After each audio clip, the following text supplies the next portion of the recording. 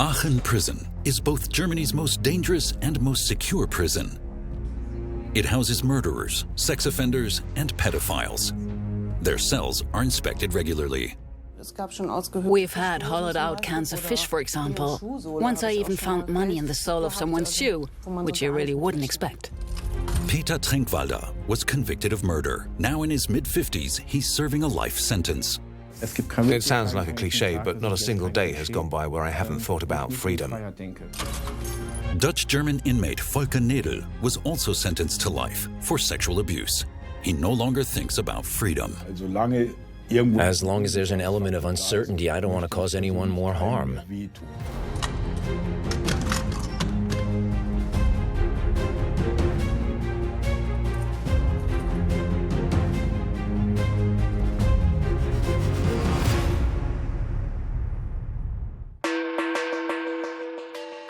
Surrounded by unscalable walls and razor-barbed wire, riddled with cameras and motion sensors, and lit up both day and night, Aachen Prison looks like a fortress. Dania Emmons has been in the prison for 8 years, but by choice. She works as a prison officer. Her most important tools? A set of keys and a personal alarm device. This is our personal alarm device, called a PNG. I have to log in for it. We all have these in our belts, so that if something happens, we can raise an alarm to the whole ward. And then they announce where help is needed, and other officers arrive.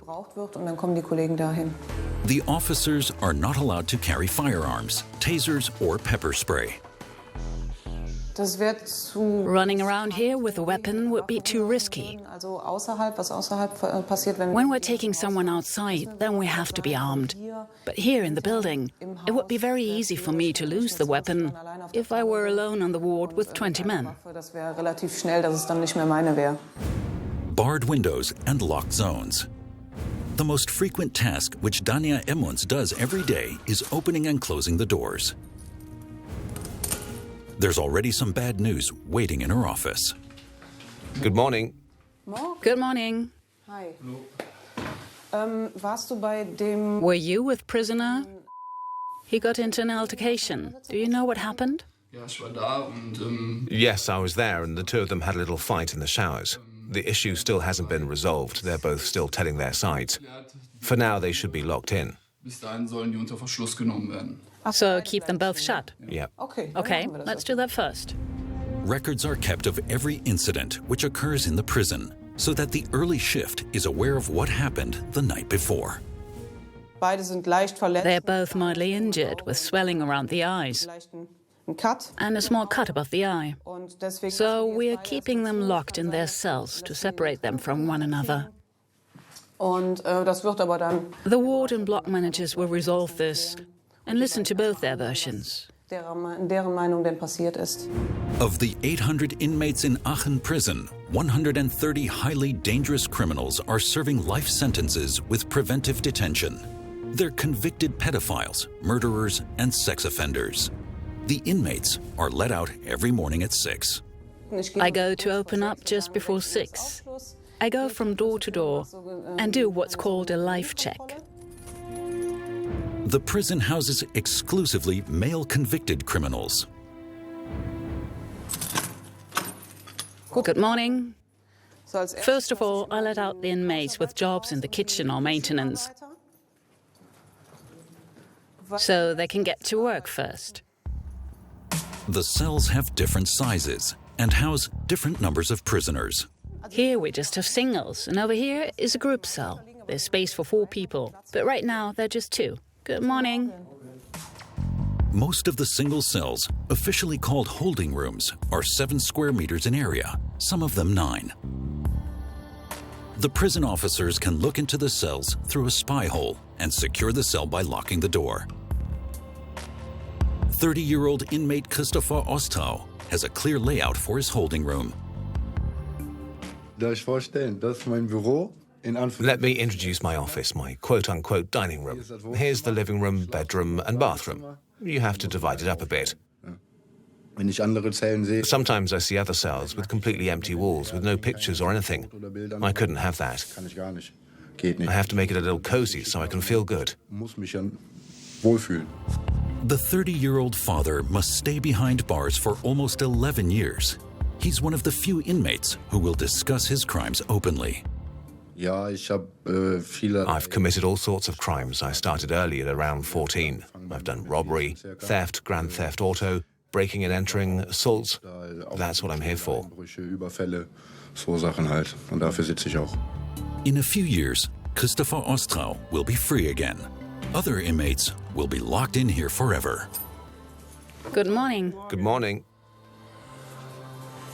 Are you working today? I'm going a bit later today. I have an appointment with the barber, since he's coming from 7. Okay. I've told my boss. Good. So I'll take you to work afterwards. Exactly. Thank you. You're welcome. Former trucker Peter Trenkwalder has been sentenced to life with preventive detention for murder. If you ask me why I'm officially here, I can say from my perspective murder and self-defense. I want to make clear that that isn't sugarcoating my crime, on the contrary. There are also cases where, in my experience, the verdict isn't what it seems.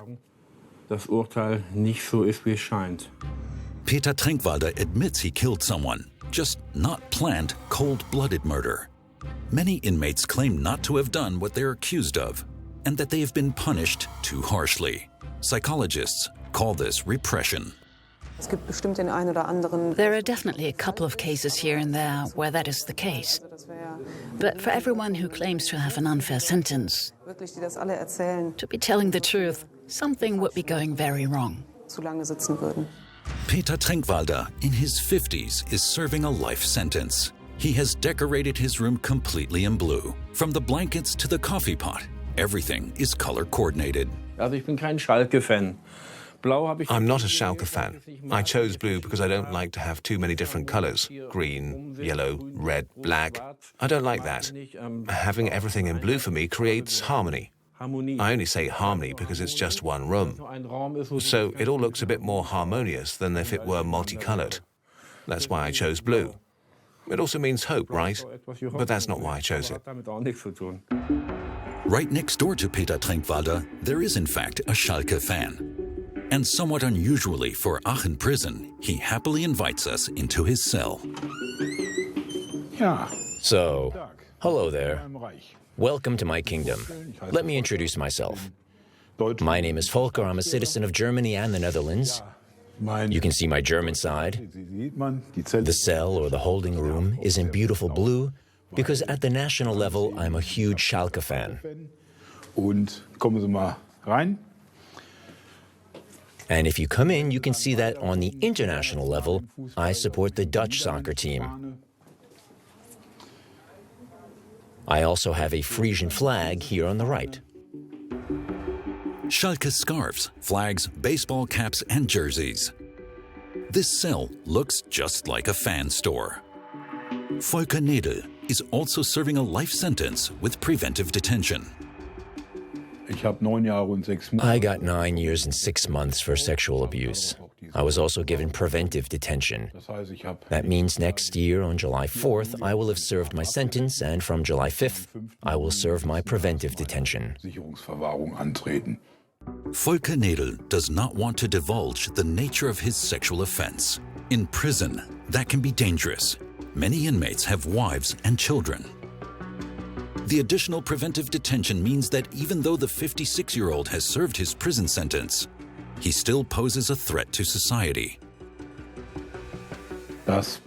My problem is, and I was honest about this at my hearing in court, I still have too many fantasies and my head still isn't free.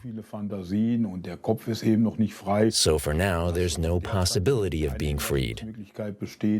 And for my part, I told the court that I'm not pursuing a discharge right now because as long as there's an element of uncertainty, I don't want to cause anyone more harm.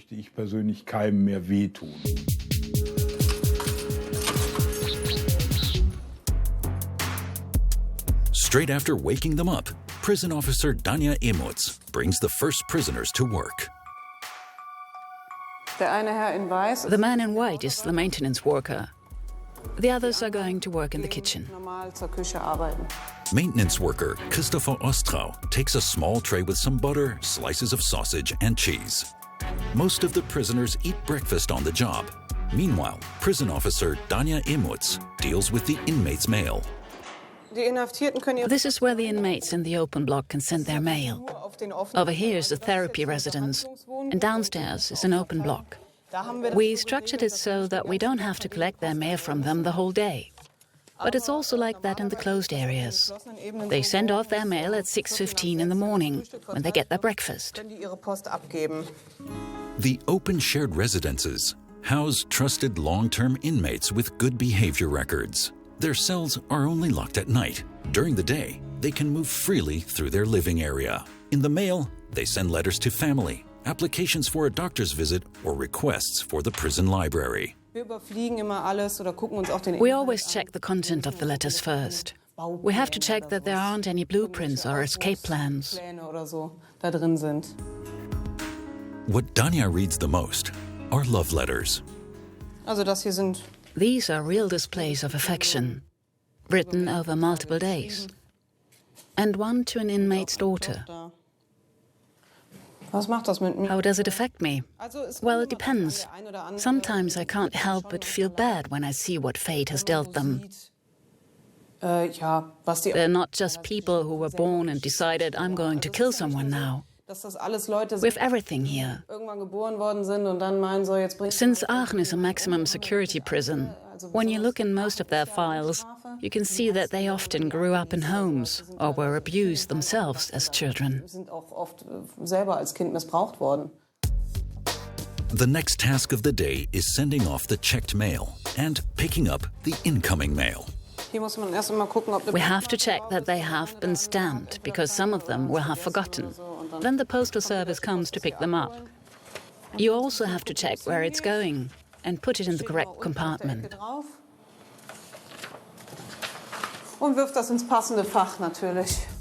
She's barely back in the office when the telephone rings.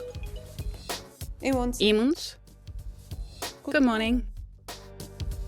The prison repair service reports that a cell lock needs to be replaced in living block 1. In the open block, they are handed their own keys to their holding rooms. An inmate has lost his key 1 or 2 weeks ago and now must apply for a new one. He'll have to pay for it, of course. I'm not sure of the exact price.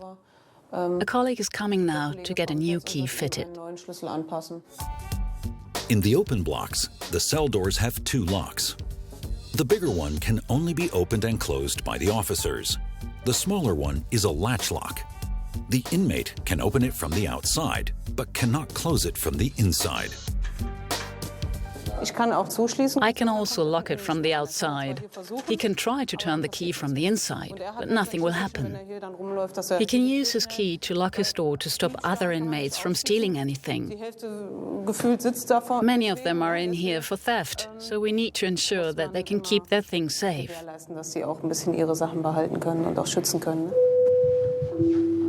Release inmates for work. There are several large workshops on the prison compound, from the joinery to the locksmiths. 10 different businesses produce their products here. They range from packaging jobs to complex assembly lines. The prison also has its own utility room, a laundry, and a warehouse. I have to note down for my colleagues how many people were sent off. It's harder to see in the dark, but my colleagues are behind, receiving the inmates. So we have to wait until they're past the yard and in their workstations. Not everyone in Aachen Prison has a job. There are also unemployed inmates, as well as those who must still attend school. Please release inmates for classes. Now we're taking everyone who has classes or cleaning jobs in the education center. One student has registered as sick, so he won't be going today. No one from the upstairs block is going, but 1 or 2 from downstairs are. Aachen Prison houses over 60 nationalities. Many new arrivals don't speak a single word of German. As an incentive to learn, the inmates are paid €34 a month to take parts in classes. First, there are the beginners courses for people who can't speak a word of German. Mrs. Sildebrand teaches those. They start from, hello, how are you, mom and dad? Then there are the intermediate courses, where they form their own essays and write out dictations. Now you can see all the students coming. The class is filling up. As well as language courses such as German, Spanish, or English, there's also a computer course. In the computer course, inmates are introduced to computing so that when they're released, they might at least be able to apply for jobs. Some of them have been in here for 10 or 15 years, so they've missed the whole digital age. When some of them were incarcerated, TVs were still black and white, so the computer course is there to bring them up to speed.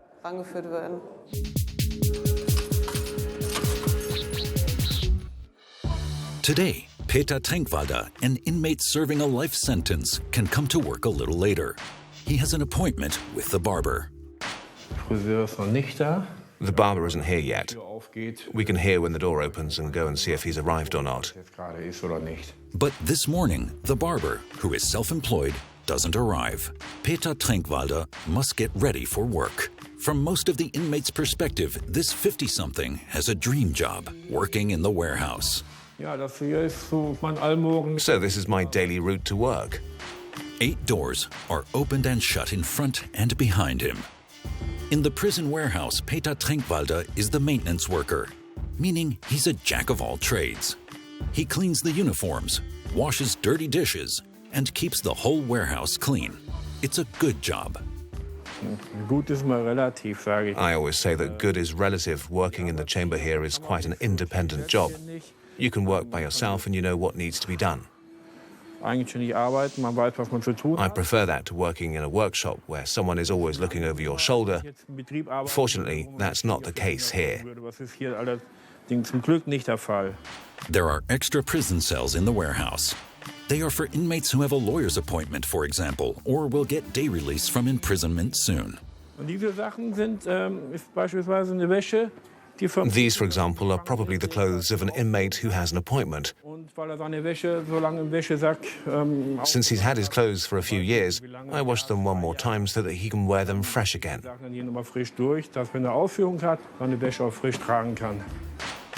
Warehouse manager Thomas Magne is aware of his employees' long prison sentences. Still, he judges them not by their past, but by what they are today. I see the workers here first and foremost as people. Mr. Trenkwalder is calm, quiet. He has prison experience, of course, but also life experience as well. He's tidy and easy to get along with and works here as a cleaner. We don't have any problems with him. Whichever job he's assigned to, practically every inmate thinks that he earns too little for the task he must perform. I earn 100 euros a month.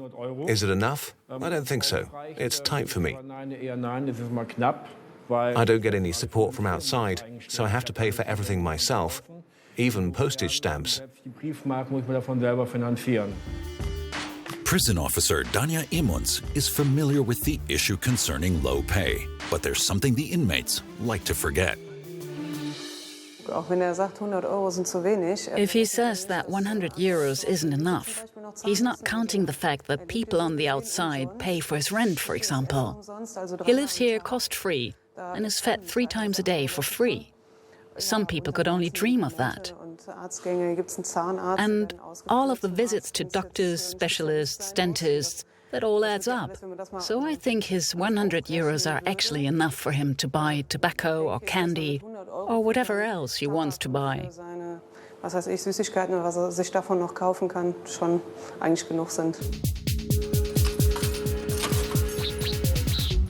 Inmate Christopher Ostrau is also a maintenance worker responsible for the open living area. He washes the inmates' clothing and cleans the cell block. The 30-something earns much more than the other inmates, 140 euros a month. But despite this position of trust, he must always be ready for a cell inspection. Mr. Ostrau, we have to check your holding room quickly, okay? The officers check 3 to 4 cells per day at random. First, a short strip search. This is normal for me. You definitely get used to it. They have to check to make sure you're not hiding anything.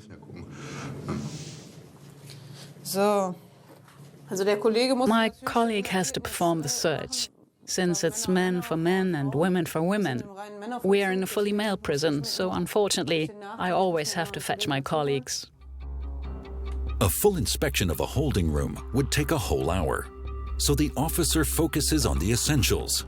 The window bars and outer wall are always checked. We just look for any security threats, things that aren't allowed to have. It's mostly food in here, but there are a lot of possible hiding places.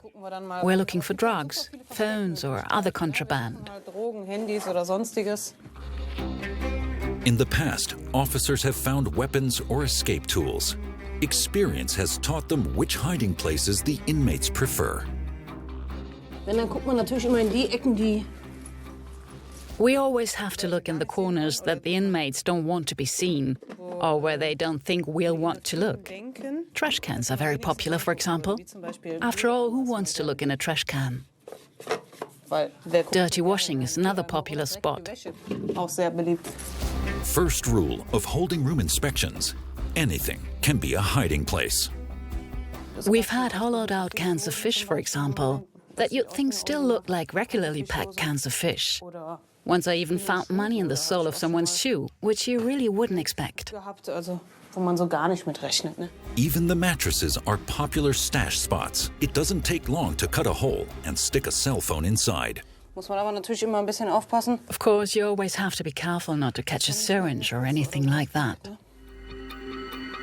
Inmate Ostrau's room, like many other inmates, is covered with photos of naked women. I usually look behind family photos, and I check their criminal history. For example, if anyone has previous history with children or something, I check that there aren't pictures of small naked children on the walls, especially in these residences. But otherwise, they should know for themselves. They haven't seen any women while they've been here, so if they want to decorate their rooms like that... Young female prison officers in particular often experience sexual harassment at the hands of inmates. I can't really describe it. Someone would say something dumb like, nice butt, or whatever. Some of our female colleagues would attest to that. But in that moment, you have to step in and say, that's enough now, no more. Convicted felon Christopher Ostrau's walls are not just covered with pictures of naked women. There's also room for photos of his family, wife, children, and stepchildren. I wouldn't say they were thrilled, it just happened. Luckily, they're still standing by me despite everything. They visit me once a month from Thüringen. Every time they drive 800 kilometers, 400 here and 400 back, which is a long way to go. So it's easier for me than it is for them.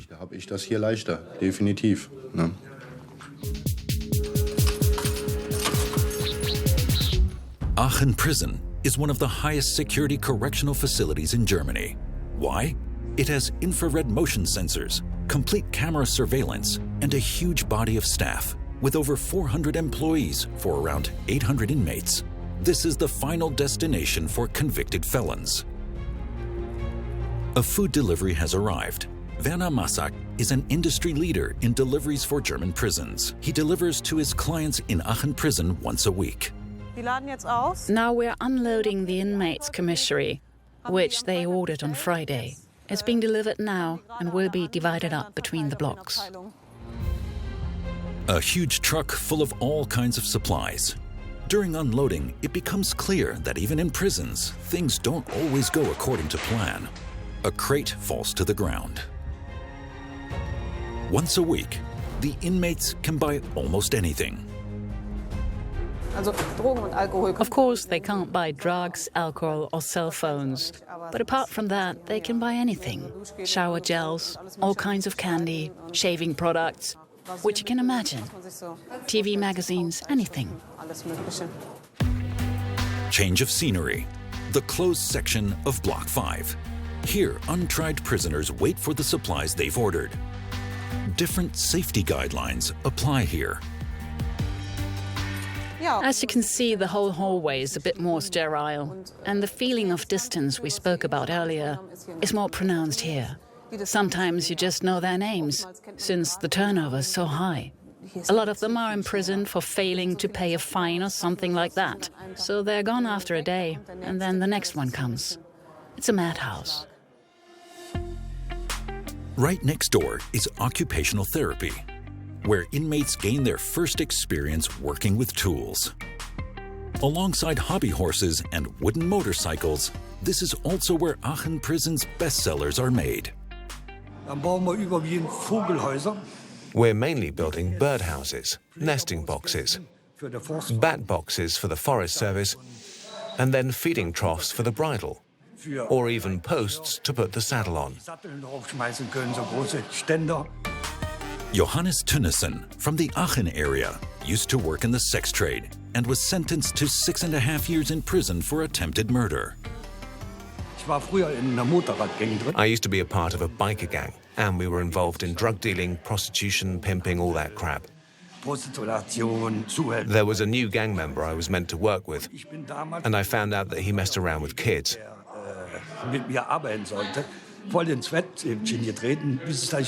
I tried to stab him, but didn't kill him. And then I got sent here.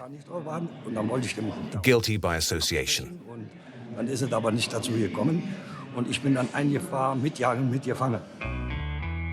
In the Aachen Prison warehouse, it's time for inmate Peter Trinkwalder to tackle the prison library. The books need dusting and the floors need mopping. Thoroughly. As long as I don't bust my back, it's okay. The prison library stores 8,000 books and around 5,000 DVDs. There are books in several languages, including religious texts, from the Bible to the Quran. The only thing that we don't have is pornography. Prison celibacy reigns supreme. There's no pornographic material, no DVD stash. Maybe some erotic novels, but very mild. Convicted sexual offender Volker Nedel works in the core area of the prison warehouse. He's also hung up a Schalke crest in the tailoring workshop. I'm the prison tailor for the convicted inmates. We have 2 tailors, one for convicted inmates and one for inmates awaiting trial, who's only there for when the clothing and laundry stack up. We don't make anything new, we only do repairs and patchwork. Lunch is served at 11:30 a.m. In the past, the inmates had to be brought to their cells to eat their food, but that required too many staff members. Now, there are break rooms in the workshops and the warehouse. Most people complain about the prison food, me included. Of course, you can't make everyone happy. But it's quite the combination, sausage with white cabbage and vegetables. It just doesn't go together.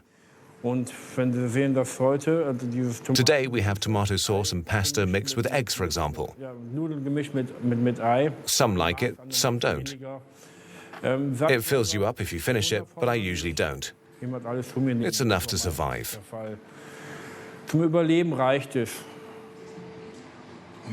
And if he's starving, then I'll come over in the evening. I trained as a cook, so for example, last night we had hamburgers, which we made in the block.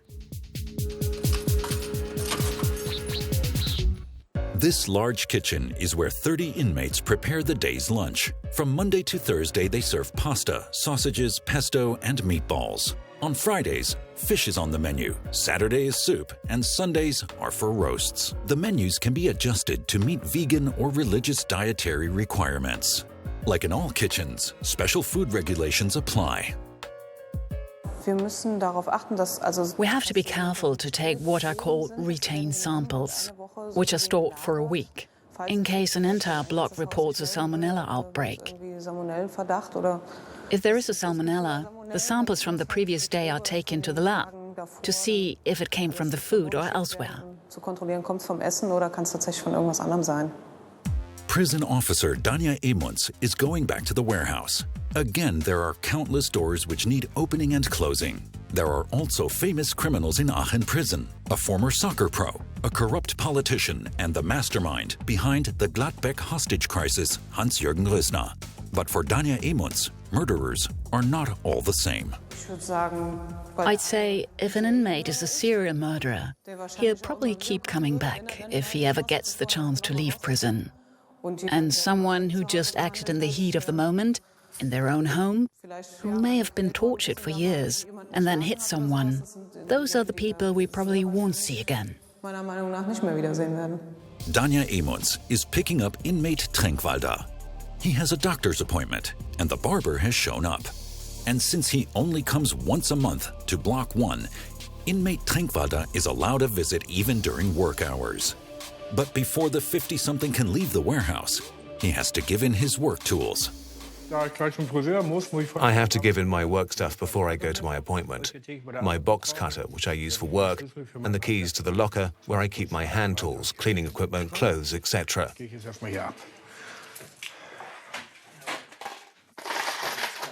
See ya. See ya. Aachen Prison has 2 sick wards, where several doctors run a clinic from Monday to Friday. Another colleague takes care of emergency service, which ensures round-the-clock care. A dentist also makes regular visits. Peter Tränkwalder has arrived at the clinic and is now being met by a medical assistant. Mr. Tränkwalder? Yes? Hello. Hello. Sit down. Thanks. Good morning. Good morning. What's the matter? I feel like a dying swan today. I'd like some painkillers for my headaches. How long have you had them? For days. I'll give you something for that, but if they stay longer, you'll have to come back. If possible, an ibuprofen. Any allergies? Ibuprofen? None. 400 horsepower? 400 horsepower. Okay. 4 should be enough. Inmate Tränkwalder needs to hurry so as not to miss his haircut. And the next patient is already waiting for medical assistant Thomas Klaus. We don't have normal patients, and I mean normal in quotation marks, because there's a lack of gratitude for what we do for the inmates. They want more than what they are entitled to or require. To be frank, sometimes prisoners are the best doctors, so it's always difficult. That kind of thing happens less in hospitals. Another big difference is that we have a lot of drug addicts who require daily doses of methadone. Thomas Klaus has seen it all in Aachen Prison. From resuscitating an inmate to treating an officer whose neck an inmate had attacked with a fork. But there's one thing he still hasn't gotten used to. We have to open and close every door. I've heard people say they even do it at home now, but that hasn't happened to me yet. Meanwhile, inmate Peter Tränkwalder has returned to his cell, where he's awaiting his haircut. For the convicted murderer, television offers a glimpse of freedom. As a father, he doesn't want to go into detail about the murder. I've been dealing with the crime for the last 16 years. There's hardly a day when I don't think about it. Of course, I regret it. I never wanted that outcome. I didn't plan it beforehand either, contrary to the court's verdict. There are situations in life which you can get pulled into, and then your life can change within 5 minutes. Peter's wife left him following his life sentence. He hasn't seen his son and daughter, now nearly adults, since 2003. He's completely alone, without any help from the outside. I think someone watching from outside would see my prison cell and think, TV, radio, he has a DVD player as well. But people don't realize that I also worked for these things as an inmate, and I had to save for months to afford each one. There's no contribution from mum, dad, or whoever else. I work for all of it myself. And I think I have the right to that, even if I'm in prison. The inmates don't have to pay the barber. Instead, the barber takes a small red chip, which he can exchange with the prison administration. A relief for Peter Tränkwalder. The convicted murderer was worried that he would have to wait another month for the haircut. Thank you. You're welcome. See you next time. Bye. Bye.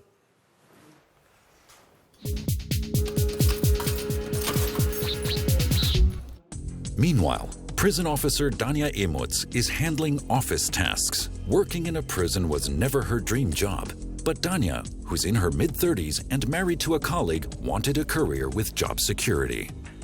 Then I applied here, and it all went pretty quickly. I haven't regretted it to this day, and I'd happily do it all over again. Many aspects of working here are always the same. Wake up the inmates at 6 a.m. and bring them to work. Bring them back at 2:30 p.m. Then free time for the inmates, and finally lights out at 9 p.m. What makes working here so exciting is dealing with the inmates, for me personally at least.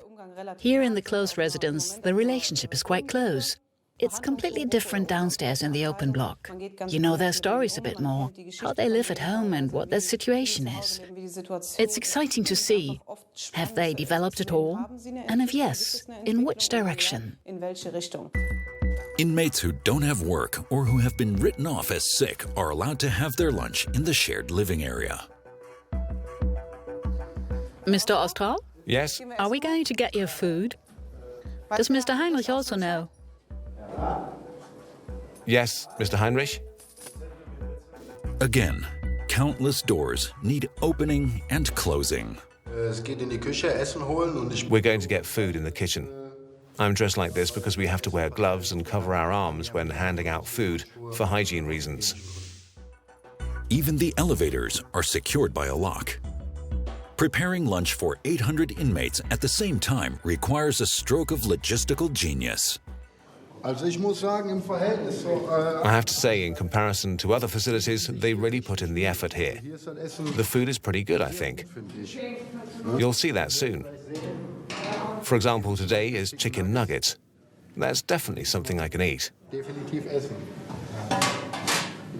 Let's serve the open inmates first. Enjoy your meal. Most inmates don't want to show their faces, but maintenance work is a job everyone would love to do. You're in your block the whole day, see a lot of people, and make a lot of money at the end of the day. So I can't complain. In the open residences, respect is the rule of thumb, not just between inmates, but also towards the prison officers. This isn't the case in every wing of Aachen Prison. I think in recent years the proportion of foreigners has increased. And of course they come here with their own cultures. I don't know if it's always their intention. For some it definitely is. But I think that in their cultures they've never learned how to behave around a woman. Especially not to the extent where a woman comes up to them, opens the door and says, "Now we're doing this, this and that." Now inmate Trinkwalder can return to work with a fresh haircut. But first, he must retrieve his work tools. Hi. Hello. You're already back. For you. Thank you. The inmate is not allowed to carry the sharp box cutter outside of the warehouse. If I got off work now and was carrying the knife, if I was stopped on the way for a pocket check, for example, they could find the knife and assume that I intend to harm someone. It doesn't make a difference whether it's an officer or an inmate. It would be a security risk, and I would be immediately under suspicion whether or not I planned anything. It wouldn't matter if it was true or not, I would be immediately detained. Prison officer Dania Emutz is going to meet her boss. The director of Aachen Prison is promoting a colleague to a permanent position. Dania Emutz is acting as staff counsel.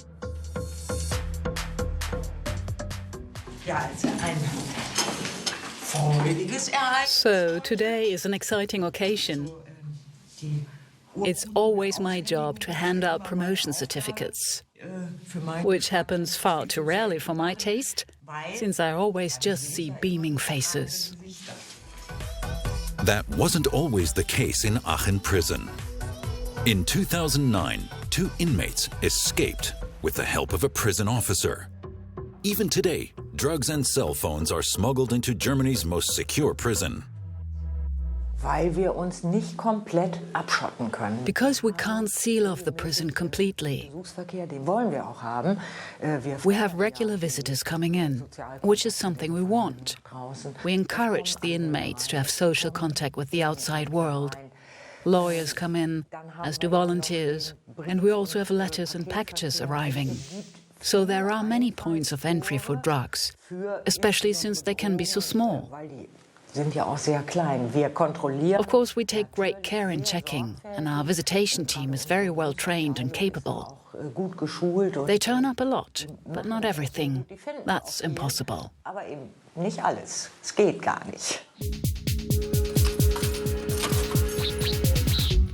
See you tomorrow. See you tomorrow. Have a good evening.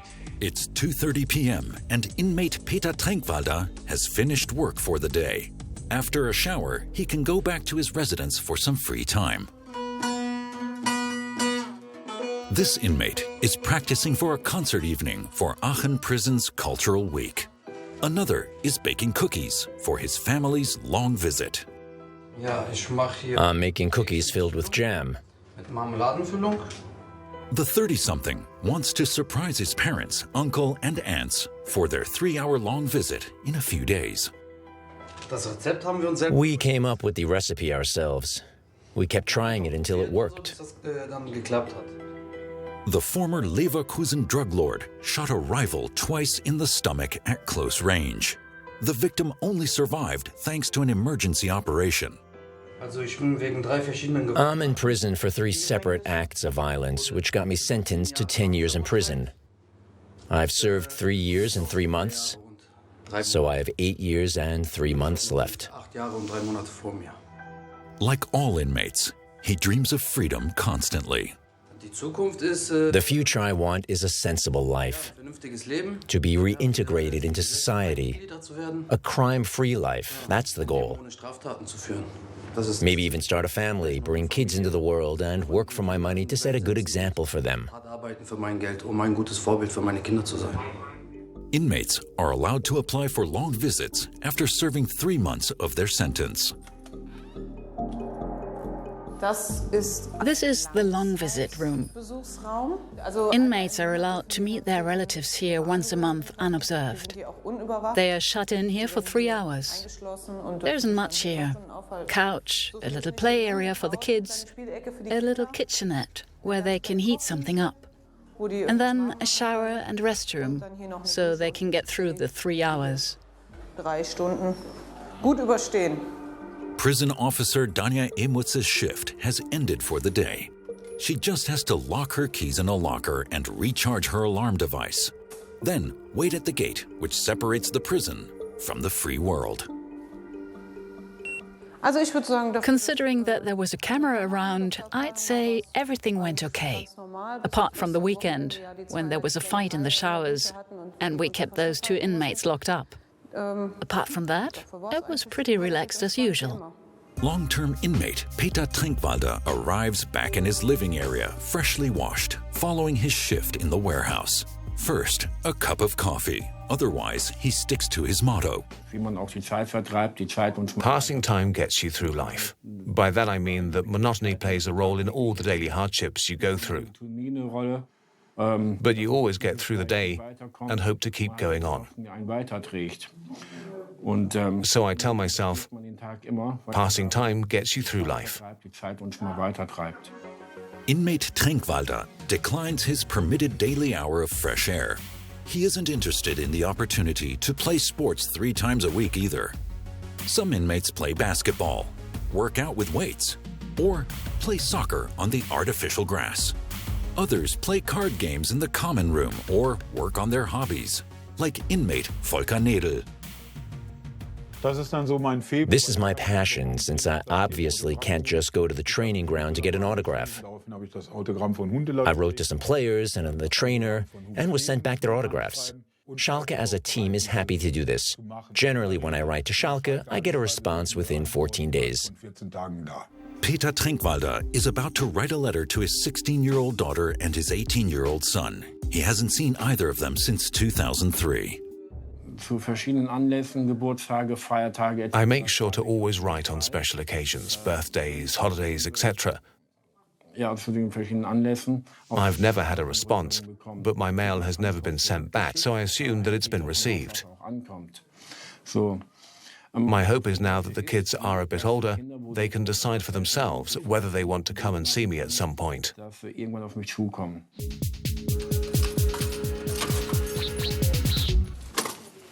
Good evening. Good evening. Podcast. I'm ready. Yes. Medical assistant Thomas Klaus and Peter Trenkwalder are working together on the Podcast, the prison cast project. Inmates film short stories about their lives in prison and post them online at podcast.de. Mich hat das immer interessiert. For a start, I was always interested in writing, and when I first got to Aachen, they asked me if I was interested in taking part in Podcast. Even though I had no experience with cameras, sound, and the technological side of things, it was interesting to get to grips with it. It's an interesting way for me to use my free time. The topics are defined by the environment, locked cells, and closed-off hallways. Today, a fellow inmate is showing off some remarkable magic tricks. How did I discover magic? When I was 8, I saw a card trick which fascinated me so much that I said, I want to learn that too. And then I began learning card tricks, first with a magic set that children get, and then I developed it further. Now, alongside chess, it's my passion. Card tricks, coin tricks, it's what I live for. It's not exactly common, is it? That kind of thing normally happens during free time activities. Like a prisoner will go to another inmate or during group activities like chess or the podcast, and they'll do it amongst themselves. But I've never seen a skill at this level. And the inmates rarely come to me and say, here, I have to show you something. It usually just stays between the inmates. So a show like this is good to show off what they can do. You don't normally get that in the daily routine. Stefanos is serving 8 years for robbery. Enough time to practice. His fellow inmates are enthralled. They're all totally fascinated by it.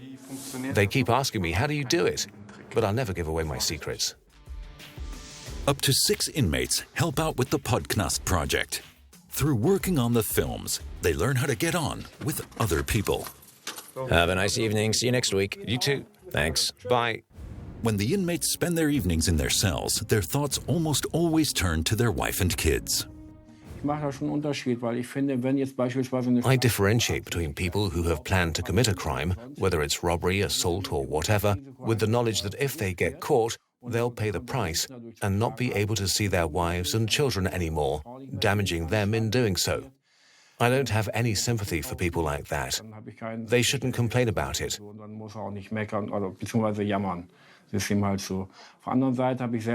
As opposed to people like me, whose lives were suddenly changed within 5 minutes, without having time to think about the consequences, because I didn't plan the crime.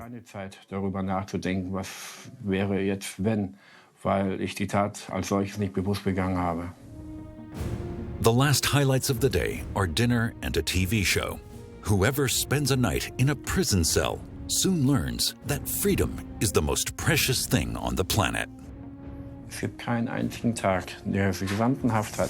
Throughout my whole sentence, it sounds like a cliche, but not a single day has gone by where I haven't thought about freedom and yearned for the outside.